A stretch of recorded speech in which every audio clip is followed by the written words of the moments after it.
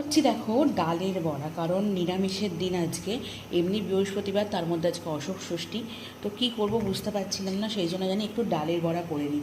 তো দিয়ে নিয়েছি, ঠিক আছে। এটাতে আদা আর নুন দিয়েই করেছি, কারণ একটু ছেলেটাকে দেবো। ডালটাকে ভালো করে ফেটিয়ে নিয়েছি। আর এবারে দেখো আমার এখানে কালো কড়া বসিয়েছি, তেলটাও প্রায় গরম হয়ে এসেছে।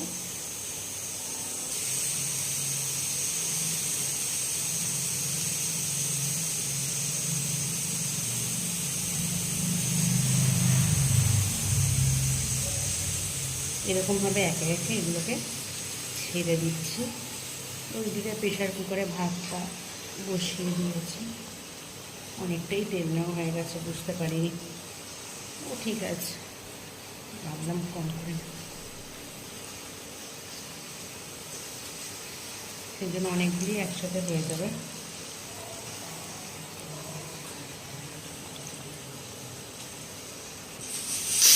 তো উল্টে তুলতে বড়াগুলোকে দেখো ভেজে নিয়েছি। বড়াগুলো বেশ ফুলেছে। ঠিক আছে, আধ ভাজা করে তুলে রাখি, আর একবার করে ফুল ভেজে নেবো। এই দেখো, তো ফাইনালি আমার বড়া কিন্তু রেডি। দেখো, আর স্পঞ্জ কত নরম হয়েছে দেখো।